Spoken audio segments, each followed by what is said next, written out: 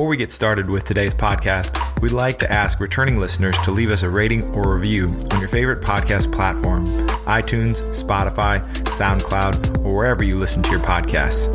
And if you really enjoy it, share a link to this podcast with friends or family who would enjoy hearing our weekly discussions about basketball and basketball culture. Now, on to the show. Yeah, isn't it amazing when Michigan can keep this game to a 19-foot, 9-inch game inside that three-point line? It's all theirs.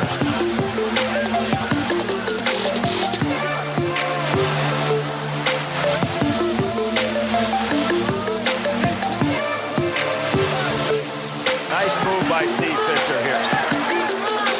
Turn it into the 19-9 game. Welcome to the 19-9 podcast. I've got Jason Andreas back here. He's checked in with us a couple times on a Tales from the Bench, and we talked about some AAU basketball. He's back again to keep exploring his travels overseas to play basketball. We're going to talk a little bit about paying players, too, with the college athlete background. We want to get into just what that might look like. But first, welcome to the 19-9 podcast, Jason. Hey, Tom, I'm honored that I've been asked back more than even once. I thought that first podcast that I joined would be my one and only. So two bonuses on top of it. Thank Someone you has for having found me you back. Interesting. That's always a good thing in life, right? That's good. I can tell some stories. I can't promise they're true. That's okay. Yeah, but I'll tell them. I love it. Well, what do you think of basketball right now so far? You've been watching the bubble basketball? Hey, what do I think of basketball? We have basketball. So for me, we're already starting on a positive foot. Right? Yeah. I think the first time we it. talked, we didn't even have it, right? We were like, oh my, when is it even coming back? Now, we first talked like early summer, and yeah, we were all so sad about the cancellation of the NCAA tournament, and there were so many questions. You know, obviously, NBA basketball was canceled, so we had no clue what was going on. So the fact we have anything already a positive. But yeah, I've been watching it. Honestly, I think it's been pretty darn good basketball.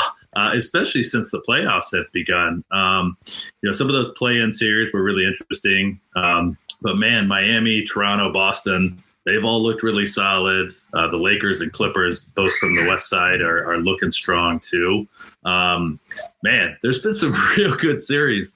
That Denver game the other night, man, all very exciting. It feels like true playoff basketball. And honestly, the whole crowd not being there has not bothered me as much as I thought it would. I think they've done a good job of trying to pump in that generic crowd noise and have some fans on the screens, which honestly has helped a little bit. It's not quite as awkward as I thought it was going to be. So not too bad. I don't notice it as much as I thought. I thought for sure I would notice it. And certainly like in baseball, boy, it's just like so obvious, but just doesn't seem as obvious. And honestly, I think there are some elements of it that have raised the level of play. You could probably speak to this, like not having the camera guys right there on the baseline seems to be kind of an advantage for players. Like you can kind of go as hard as you want, knowing that you're not going to fall into a piece of steel or twist your ankle on some guy that's taking a photo of you. Yeah, not just the camera guys, but a lot of NBA arenas, you got fans 2-3 feet off the side of the court, drinking beer, eating hot dogs, and they're not paying attention half the time.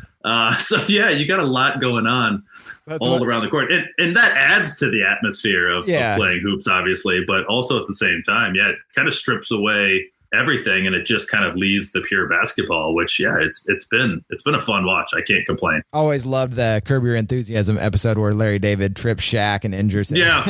Oh, one of my favorites. I'm a fellow Curb fan too, so absolutely. We're going to talk about travel, with the overseas talk. Do you think they keep referring to travel? How big a role did that play for you if you didn't have to travel? Do you feel like that is a huge advantage, or in your recovery, in just mental state going in? Like, do you think that's part of why some of the play has been so high? It's a good point. I don't know. I mean, if you had to ask me my opinion, would I have preferred to play every single game at the Breslin Center in East Lansing in college? 100%. Yeah, right. Absolutely. And it's not just because of the home court advantage of having the Izzone there and all of the fans. But yeah, I mean, you can literally walk across the street from your dorm and you're there. When you're done, you're right back to the comfort of your own bed. You're not sleeping in a hotel.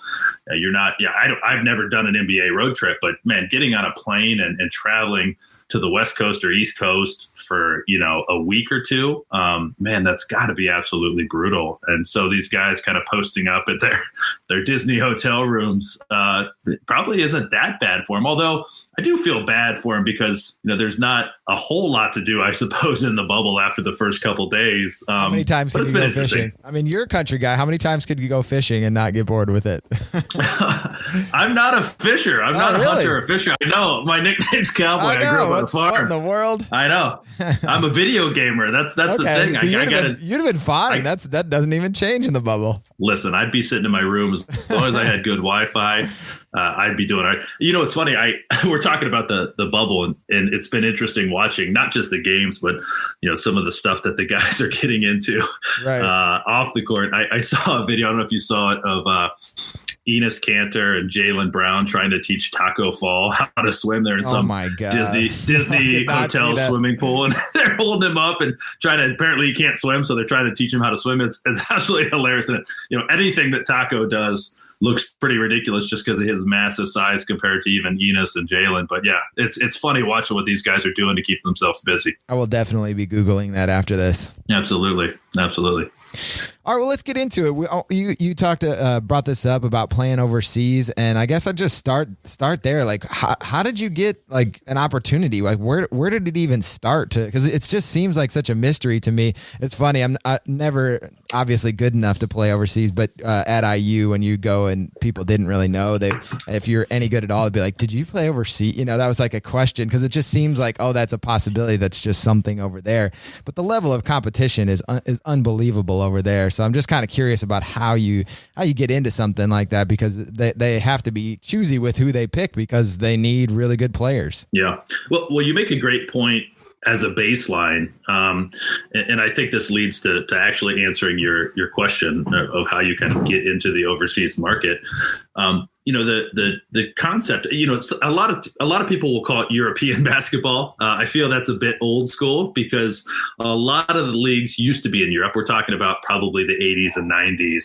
Right. And that really started to shift in that period. You started to see really good markets start to evolve in Australia, New Zealand, China, even South America has some okay leagues that are not too bad. And so it's more of an overseas, quote unquote, overseas area of basketball. Europe is still probably the consensus centralized area of talent.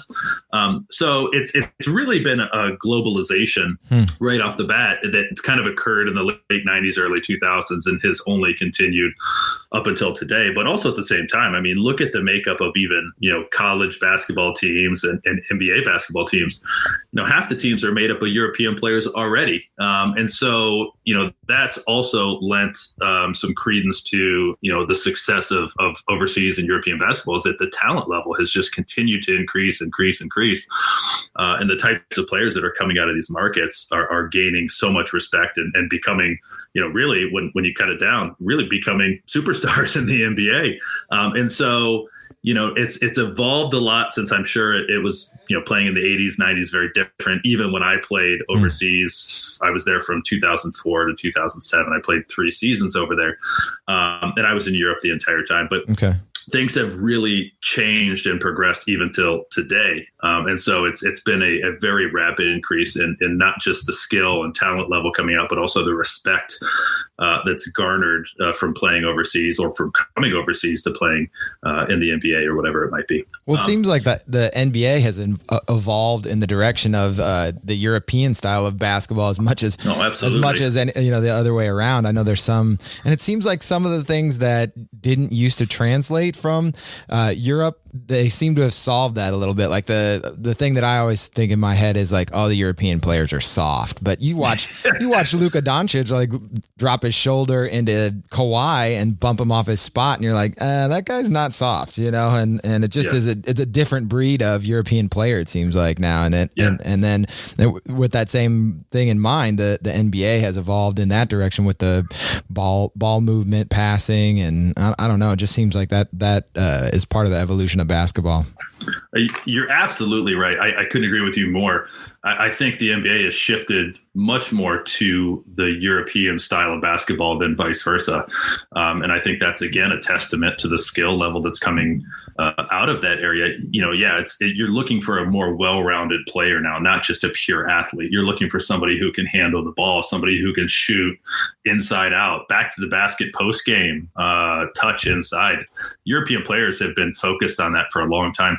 I feel like, it's interesting. When I was overseas, I talked to a lot of these guys who have been part of these programs and these club teams for years. They develop them, whether you're 6'3" in the second grade, like I was, or you'd have been pro at like 13. Yeah. 4 feet tall, right? Yeah. When I was coming up, if I was as tall as I am, they're like, go sit in the post, put your back to the basket, catch the ball and shoot it and set screens and rebound. Over there, very different. Hey, everyone get a basketball. We're working on ball handling. Everyone get a basketball. We're shooting threes. We're working on free throws. So I think there was a difference in the structural building of youth into that platform overseas as it was here. Now it's obviously shifting a lot in the NBA, and we're seeing a much different style of game. I also, you made a point of, historically we've seen European basketball or European players as being soft. Certainly not the case anymore. Again, as you mentioned, I'm terrified of some of the NBA big men that come over. I mean, they're always the like Russian guys that would come over and you'd be like, oh my gosh, there's like a Street Fighter character. Yeah, exactly.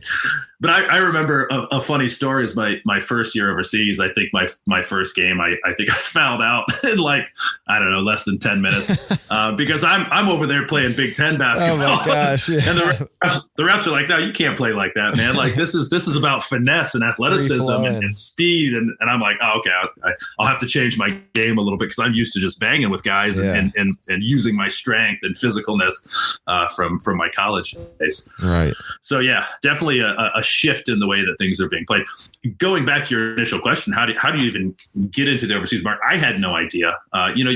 You go through this series of shifts as you go from, I don't know, middle school to high school to college, where you're like, every kid wants to be in the NBA. Every kid dreams of playing in the NBA. But depending on how self-aware you are, there's always going to be a point where, well, maybe not. I think some guys are still shooting for the stars when they're in their 30s and 40s.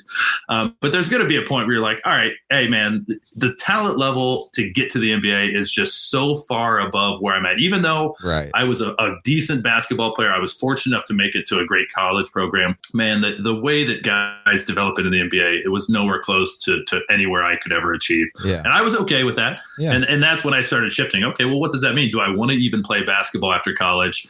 What are my options? Back then, there was basically two options.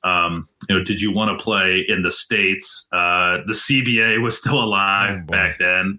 The D League was just getting started. Now the G League. Yeah. And so, do you want to play close to home? Mm-hmm. Or do you want to do something that's a little bit more romantic and go play overseas? Well, the money is much better in Europe if you can find the right situation, right? Well, we'll talk about that in a minute. It could be, maybe not. Yeah, okay. See, this is good. But also, it's what are you interested in? Sure. Do you want to stay close to home and play? Currently, do you want to play in the G League? Maybe make a much smaller paycheck every month. Potentially play in South Dakota or somewhere like that, and maybe not have as interesting of a process. Or do you want to go play in Paris or Rome or Germany or Russia or Greece or somewhere like that, and maybe get paid a little bit more, be further away from family, friends, a little bit further outside your comfort zone, a little further from the NBA, if again that's your ultimate goal. What do you want to do? For me, very easy. I actually, going back to the CBA, there used to be a CBA draft. This was in 2004 when I graduated. Oh, really? From state. I was drafted. I don't remember that. That's cool. Yeah. My claim to fame, it basically to myself, because no one else really cares. Right now I'm claiming it. I'll tell my kids someday. They didn't even care. I was drafted into the CBA. I was the 5th overall pick. Oh, nice. Top 5. Hey, top 5. Take it. Yeah. I couldn't tell you anyone else who was drafted, but I was drafted by a team in Muskegon, Michigan. Oh, wow. Very, very lovely town on the west side of the state, right on the beach. Where's that on the palm? I'm holding my hand up. Boy, it's on the left, just south of the bottom, the tip, or just south of the base of the pinky finger. Got it. You can probably see it from Chicago if you look across with a good telescope. Nice. But so my choice was, do I want to go play in Muskegon, Michigan, in that run and gun kind of AAU style of CBA basketball, G League basketball, who can score the most points, who could potentially get called up. That was not appealing to me. Again, no offense against Muskegon. I've been there many times. It's quite beautiful. But for me, it was, hey, I want to go play in Europe, man. I want to experience a new culture. I want to travel. I'd always been drawn to that. I'd actually done little bit of traveling on the last podcast visit I had with you guys. We talked you were talking about it. I had the chance with my AAU team to go play in Belgium and France. And I had the opportunity at 15, 16 years old to play against these professional teams in France and Belgium. And we were, down in the French Riviera and playing some of those teams in like Saint-Tropez. I'm like, hey, I could play basketball here. This is not too bad. And I get paid. Hey, that's not a bad option. No, so I love that. At some point, I remember connecting with Coach Izzo at Michigan State, and I said, "Hey, listen, I think I really want to pursue this post college," and he's obviously incredibly supportive of his team, and he said, "All right, let's get you going. Let's start working on certain things." Cool. And, ultimately when I had graduated or was getting close to graduation, I had been connected with another player who had graduated. He was actually the same class as me. I redshirted, so he graduated 1 year before me, a guy by the name of Aloysius Anaganye. Okay. He's from Detroit, Michigan. He was actually playing in Slovenia at the time. And so he connected with me. We're good friends. He said, "Hey, listen, my agent wouldn't mind chatting with you. If you want to chat with him, see what your goals are and maybe see if you guys can connect on something." So I started chatting with Aloysius's agent. And once I graduated, I signed with them and kind of away we went from there. So what was like the first contract? Because when I was doing a little research for this, there's a lot of funny stories about like contracts and agents. Like one of the guys said like this agent called him from somewhere like Seaside in New Jersey, and then he Googled the hotel the guy was staying at, and he's like, "Hold on, this guy's offering me $250,000 and staying at this hotel." Like that doesn't seem right. And it turns out it was kind of a scam where they tried to like get you to sign with them and give them some money up front, and then maybe they'd find you something, maybe they wouldn't. Man, if they're asking you to give them money up front, I know. That's a bad sign. Bad sign. And also, one thing I learned is, again, there's a romanticism to playing basketball in Europe. Or maybe that's just me. I think in the world of basketball fans, if you can't make the NBA, going to play in Europe, that's very respectable. There's sounds some awesome. Really cool things that can happen there. Yeah. There's also a false romanticism of what you can actually earn overseas too. There are a handful of players. Yeah, exactly. There's a handful of players that are making pretty darn good money over there. Yeah. But the average salary is probably much lower than many people expect. I don't know. Just talking to friends of mine who played overseas, you kind of get a sense that most guys are not signing for $250,000 tax-free for 8 or 9 months of basketball. And so that should also have been a red flag for this guy, is that unless he's a pretty well-known guy, maybe a guy that got drafted that didn't make his team, maybe a guy who went through some of these pre-draft camps and really made some noise but didn't get drafted, those guys might be signing for larger paychecks, $150,000 a year, maybe $120,000 a year, which again, thinking about that's tax-free because the club is paying. I'd take that right now. That's fantastic when you're 22 years old. And so it starts, you kind of put together a package, what you're looking for. You talk to your agent, kind of what's interesting, and they start to absorb opportunities. They obviously have connections. My agent was based in Florida, but he also had a network of agents that were based overseas. So he starts kind of reaching out to them and starts to kind of put these packages together, right? Here's the country, here's the city, here's the team, here's the salary, and also here's the peripherals. This is one of the nice things about playing overseas too, is a lot of times these teams, these clubs will offer not just a salary of a certain amount, but they'll say, "Hey, listen, we'll give you, we got a bunch of sponsors." There's obviously the European market, soccer / football.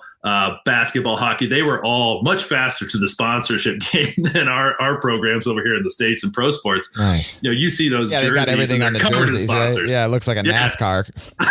Exactly. It's like a NASCAR. Yeah, exactly. Yeah. So, they'd say, hey, listen, all right, we'll give you your salary, but we'll also hook you up with, breakfast, lunch, and dinner. You got 10 restaurants to pick from. You can go to every day, walk in, free lunch, free breakfast, whatever. You got a car. A lot of teams will package in their car. That's nice. I'll take a free car anytime someone wants to give it to you. A lot of times they're covered in stickers too, so you kind of look like an idiot driving. Yeah, you can't hide. Yeah. So you got stickers all over. Google should get in on that. You could have them stick a camera on the top. Like you could be doing work with your free car too. Hey, I'm in, man. You send me a free car, I know. I'll drive around. Yeah, exactly. Cover it in stickers. I don't care. Actually, I'd do it right now. Yeah, let's do it. Give me some sponsorships. We'll take those any day. I'll sell myself out. So, or a cell phone, apartment. Obviously, you got to have a place to live. Yeah. And they can build a pretty nice package based on all of that. Again, you start to look at that. That's pretty good. You're making a decent amount of money. Again, that money to you as the player is tax free. And then you also don't really have any expenses. You're not really paying rent. You're not paying for your car. You might be paying gas.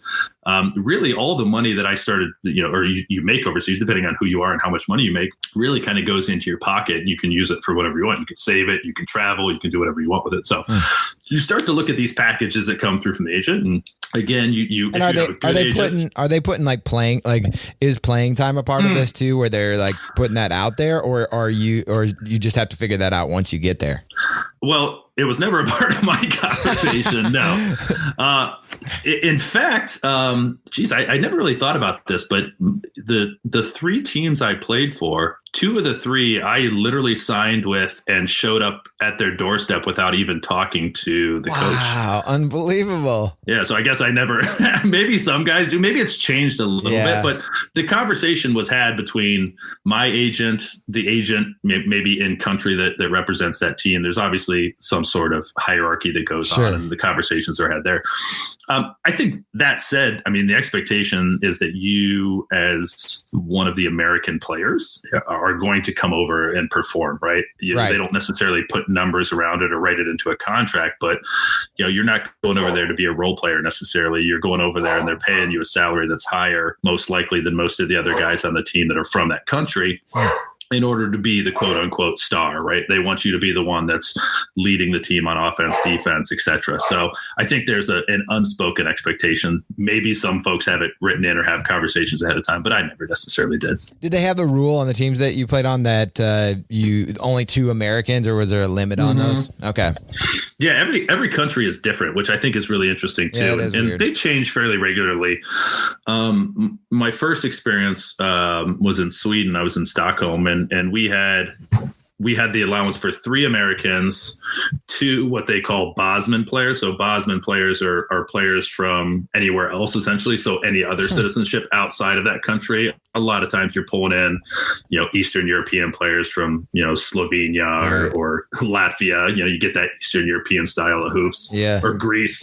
We had a couple Greek players on our team that first year. And then the rest of the team has to be filled out with countries from that player. Now, when I played my final year in Finland, there was, I think, 5 Americans allowed. Portugal was my second year, sandwiched in between. And I think there was unlimited Americans allowed based on how much you could afford from salary. Right. Yeah. Can you get them across the ocean? Yeah. My preference, if you're asking for it, which you did not, but my preference was I enjoyed playing in the countries where there was more of a balance. I always liked playing with the guys from that country because they're all very talented and they play really skilled basketball. And they're also, they're there for pride and to better themselves as basketball players. You can run into scenarios, which you probably read about or heard, where you get too many Americans on a team. And, these guys, understandably are trying to, they want to score points. They want to pad their stats. So the next year they can get a better contract than a better contract, maybe even get back to the NBA. And so sometimes you get 2-3 Americans on a team, or 4 or 5 Americans. There's only one basketball. Yeah. It's that tricky situation where only one guy can score at a time. One guy can get a rebound at a time. And you start to have, headbutting amongst the American players, which leads to just, nothing good. So I like the balanced squads more. And obviously the balance of the squad, that's not a a blanket peanut butter statement of all Americans playing overseas. But, if you can put together a good team, you can have a good amount of Americans obviously playing in certain different roles within kind of their status as an American player, if that makes sense. It does. So let me ask you this. Did you feel like the style, like it evolved? You talked a little bit about it, but do you feel like it evolved your style, like in the practices, or was it more the games that influenced how you changed the way that you approached basketball? I would say it started in practices. The first time you get there and you start going through a European style practice, it was much different than what I was used to at Michigan State, which was all very physical, very hard-nosed practices, screaming, yelling, diving, war drills, all of these different things. Very, very difficult physical practices. I think the first practice I had in Sweden, we spent the first 30 minutes doing calisthenics to get warmed up. Wow. I'm like, okay, this is cool, man. No problem.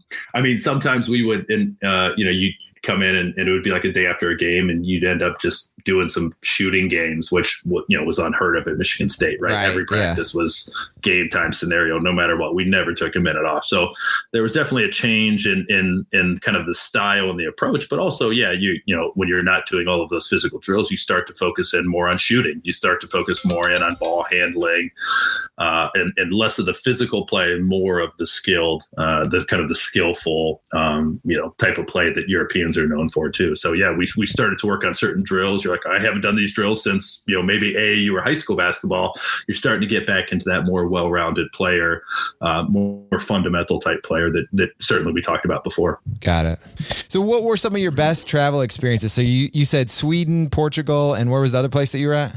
Finland. Okay. What were your best travel stories? So you're getting a chance to see these different countries, but it's like you said, part of it is about the allure of just being overseas somewhere different. What were some of the things that you just loved about being over there? Honestly, everything. I absolutely loved living abroad. Wow. It was fantastic. Cool. As you I say this a lot to a lot of folks when I talk about this. There's a huge difference. I love traveling, right? A lot of people love to travel. Yeah. But there's a huge difference in visiting a country for a few days or even a few weeks if you're lucky to have an extended vacation versus living there for almost a year, right? When you're living there, you're doing so much more. You have an apartment, a car, you're driving around, you have to go to the grocery store, go to the gas station, all of these things seemingly simple and taken for granted by us. You got to figure out how to buy groceries in a country where you don't speak the language. What is that? What is that thing? Yeah, you're definitely good thing you can look at it. Yeah. My first cultural experience, I traveled before, but my first cultural experience is in Sweden. We went to a grocery store and, it's not like shopping at IKEA, right? Where everything is in Swedish and English. Everything is in Swedish. So it's not that big of a deal. It sounds simple, but I remember buying stuff where I'm like, well, that's clearly a loaf of bread. But I sliced it and it tasted like fish. No. I'm like, how is that even, what is this, soaked in fish oil? It was disgusting. You don't want to know. No. And in Sweden, I don't know, for some reason they like to put stuff in tubes in Sweden, like those old school metal toothpaste tubes. And I didn't know what they were. It's like they put meat in there, shrimp, all sorts of stuff. So you're looking at it, you're like, I don't know what this is. I don't know what type. I see the cheese aisle. I don't know what any of these cheeses are. They could be good cheese, So anyhow, so you kind of get immersed in that type of culture and some of these really seemingly simple everyday things that we do here in our comfort zones can completely throw you off. Now, for some guys, that could be a big challenge, right? Some guys who don't have a ton of cultural experiences, that can be really intimidating. I loved it. I loved going. I got out every minute that I had free time. I was out doing something. I was hopping on a train, going downtown, going to movies, getting out sightseeing. Every site that I could find nearby that seemed somewhat interesting, I was going to. So I really had an experiential kind of process for when I had time off, I was doing something. I wasn't going to be one of those guys who just sat in my apartment and played, Madden every day or whatever it might be. Even though I love it, I wanted to get out and really take advantage of that time. Did you have a favorite of the countries that you were in? They were all very different, to be honest with you. Sweden and Finland, very similar. They're neighboring countries in Scandinavia. I love Scandinavia. I talked to my agent. My first contract, I didn't care where I went. I wanted to go anywhere and play. And I knew a guy who was playing on this team in Sweden. There's a guy by the name of Charles Thomas. He's actually he played at Eastern Michigan and then played in the NBA for a couple of years. And he was there. And I'd known him very well from summer pickup basketball in East Lansing. He'd come up to, so I knew him incredibly well. And he called me, said, "Hey, you should come play. We'll play together. It'll be a great time." So he kind of was the one who got me into Sweden. From there, I was like, I love Sweden. It was a little bit cold. Yeah, I was going to say you were in there. I'm sure during the winter time. That Swedish winter is no joke. I'm sure it was no joke. Though, but East Lansing, it'll harden you up there too. That's true, man. You're in the middle of a field in East Lansing, so you get that wind whipping through. Yeah, definitely. I talked to my agent. I said, it was great, but let's try somewhere different. So I ended up in Portugal, which is, opposite in weather. A lot of times mistaken for being in Central America. It's not. It's next to Spain. Yeah. It's a very, very great country. But I was like on the beach. I was 2 minutes from the beach. It was warm. Nice. It was a very different culture. But after that, I talked to my agent again. I say, hey, listen, I actually, now that I have 2 experiences, I really love Scandinavia. So let's get back up to Scandinavia. So was it the basketball or the culture? The culture, the basketball, the people, everything. I really enjoyed it. Yeah. A couple highlights. So you asked initially. So in Sweden, there was a team, one of the best teams in the country, played in a city called Luleå. Is actually on the Arctic Circle. So we're talking like Alaska style, like above Anchorage. Like it was up there. So we flew up there. And we went and played the team there. It's called Planya. And I remember we came out after the game and the sky was just lit up with the northern lights. Oh, wow. I'd never seen it before. Yeah. And it was so unbelievable, coming out of this giant arena and you're like, just finished a game of basketball and I'm already, it's just surreal. I'm playing basketball and getting paid for it. And then you see the northern lights in this town. It was the coolest thing. That's why you did it. That's so cool, man. Yeah. A good story from Portugal, very different. Actually, I went to my first European soccer match or football match for the purists out there. I apologize. In Lisbon. Yeah, if you lived over in Europe, you got to know how to call it football. You got to. Yeah, I'm sorry. I go back and forth. I'll say soccer since we're in the States right now. But I went to a Benfica match in Lisbon. They played Nacional, and it was awesome. I went by myself. I was one of those guys. Like I said, like I asked a couple teammates. No one wanted to go, and I was like, well, screw it. I'm gonna hop on the train, head down to Lisbon, and catch the match, and it was awesome. Finland was awesome too. I would go out and explore, like I said, on my days off, and I was driving at the town I lived in, the city I lived in Finland was called Kouvola, which was close to the Russian border. And I don't know, I'm a big history nerd as well. Me too. Well, there was a huge war. Well, in the lead up to World War II, there was a huge war that took place between Russia and Finland. Russia was trying to blow out their borders. It was called the Winter War. Oh, that sounds like 39 terrible. through 40. Yeah, and I was driving one day and I saw just a little sign on the side of the road. It was in Finnish, but enough that I could tell it was some sort of site. So I get off, I check it out, and it was this series of like 200 miles of old trenches and bunkers from World War II that are nearly perfectly preserved and untouched. It wasn't like a national park or museum. I literally just pulled off the road and I walked through these World War II trenches for hours, and you could go into the bunkers and see the machine gun nests and all of these things. For me as a history buff, it was mind-boggling. So that type of stuff, just the whole approach to history in Europe too, it was just mind-boggling. So, the basketball was great, but really absorbing the culture and being able to kind of live within that type of history and things like that. That's what I was saying at the beginning of my answer is, being there for a week or two, you might go hit Helsinki or a couple castles or something like that, or cruise the Baltic Sea. You wouldn't go up and necessarily see, these bunkers that took, such an amazing part of history. So you get to absorb yourself in that type of culture, which is outside of the basics of kind of what you would typically do in the country. So that was what I really, really loved about it. So how did it come to an end? So you played in those 3 teams. Did you just decide to stop, or what was the thing that kind of brought you to the end of the line there? Yeah. Well, that's a great question. I already led into it a little bit. So my first year playing in Sweden, I mentioned Charles Thomas, who's still a good friend of mine to today. He came to my wedding, great guy, and really was instrumental in helping me adjust to playing European basketball, since he had, at the time I was 20, I think I was 23 or 24, 23 coming out of college, I suppose, because I had redshirted 1 year, as I mentioned.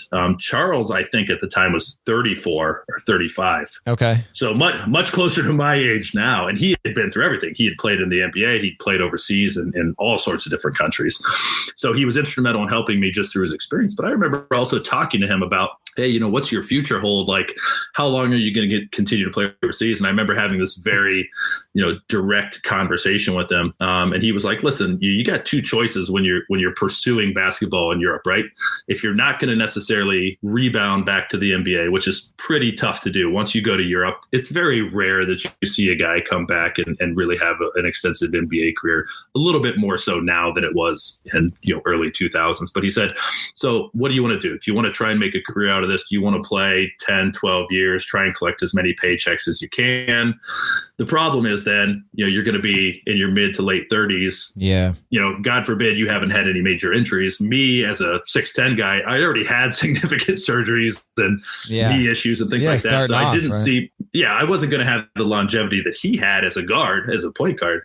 And so, you have to say, okay, do I want to end up in my mid 30s with a good chunk of money, but not enough to retire on? Then what do I do? You get into coaching, whatever it might be. You have to kind of start your own thing or kind of start from scratch. So for me, I said, to me, that doesn't sound as enticing. I've had my share of injuries. I'd love to knock out 2 or 3 years, have a lot of fun, travel, be able to absorb that culture and experience, put a little bit of money in my pocket that I can start my life on and go from there. And that's fortunately a knock on wood. I got very lucky. No injuries, no issues. I didn't have any of those horror stories you alluded to earlier of, contracts being broken or not getting paid or anything like that.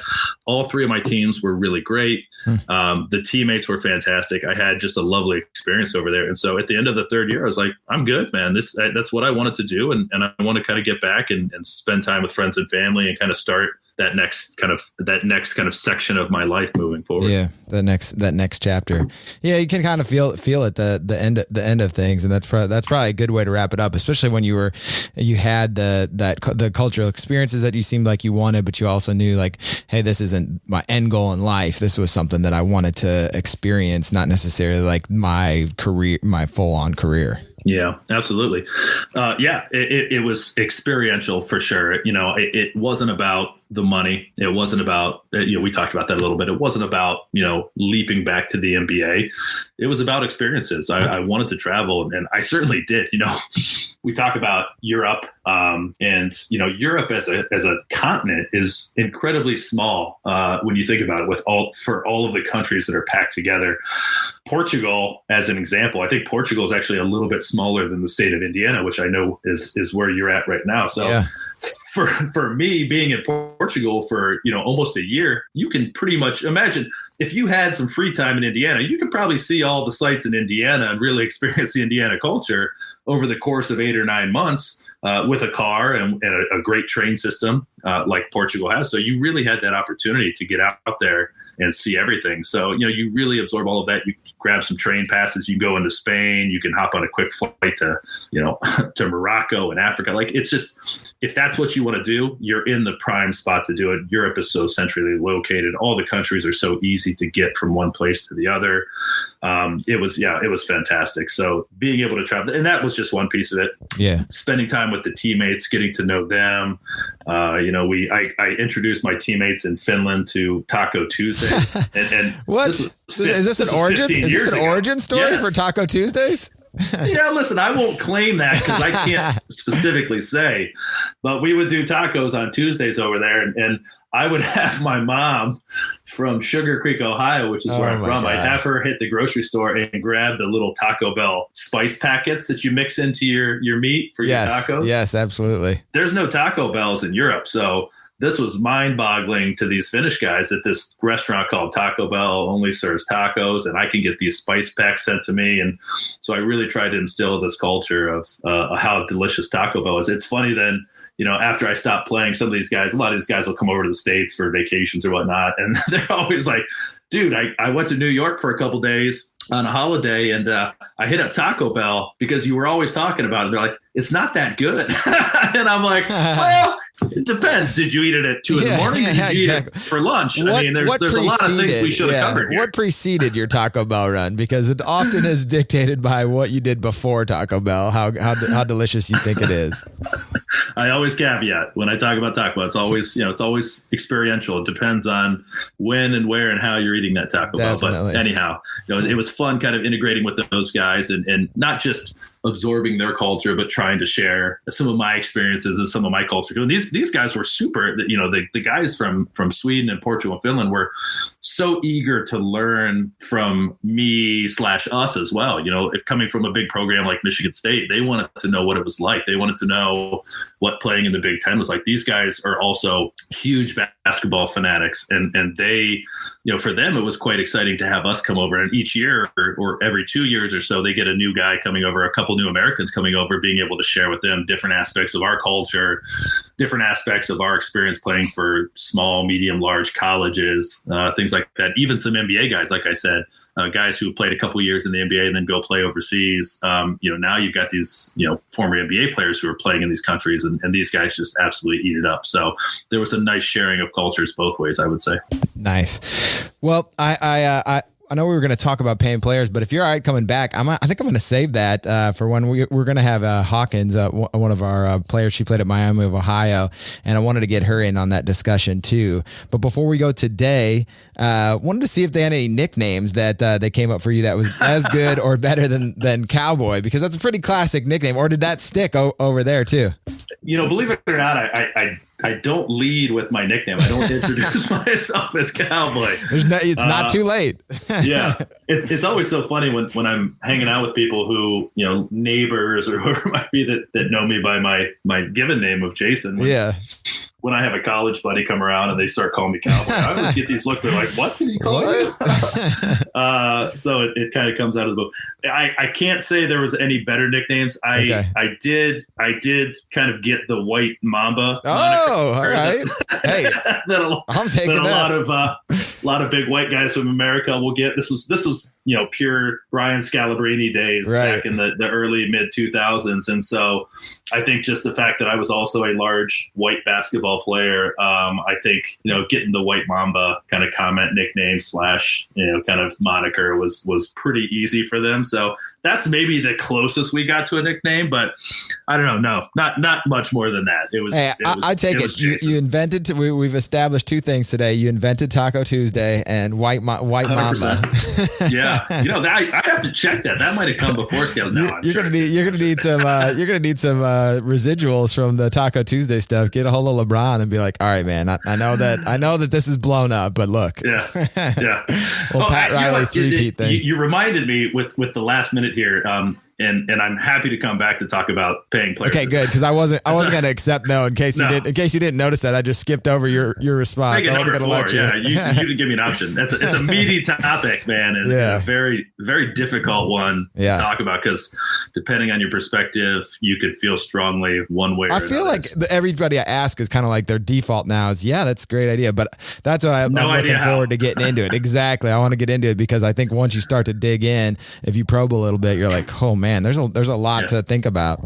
Well, everything that I'll say is based on my experience, and I know other guys, other girls have different experiences playing in college, and so that's where it gets really tricky. But happy to come back and chat about that. I was thinking one more story about nicknames, and I think this is a good one to end on. When I got to Portugal, this was my first practice. You were asking about the welcome to that country moment. So you literally walk in, you meet these guys, and you start practicing. And guys were all great. We're having a good time. Had a great practice, a lot of scrimmaging. And we went into the locker room, and there was a guy on our team that looked very, very uncannily similar to Vlade Divac, which is one of my favorite basketball players. I love Vlade. Yeah. But he had the beard, had the kind of the grizzled look to him. We're sitting in the locker room, getting ready to shower, taking off our shoes and tape. He pulls out a pack of cigarettes and lights up a cigarette in the locker room. And I'm like, well, that's just, I've never seen that before. There was definitely no smoking in the locker room at Michigan State. Certainly no smoking in the locker room in high school. I don't think I had heard many stories of NBA guys smoking in locker rooms. So I'm like, this seems like a very European thing to do. Oh my God, for sure. So you always hear that about guys like that. It's a man's game over there. You know, these guys are just going to the locker room smoking after. It's not just a story. It's really happening. Yeah. I was blown away. I was like, how do you run up and down? He was running up and down the court. He was a great player. But we started calling him Vlade after that because I had heard stories of Vlade also smoking after games. Oh, for sure. So I think he even did it when he's still at the Lakers. He might have smoked on the bench. I don't even know. Back in the 80s, who knows what they were doing back then. God, right?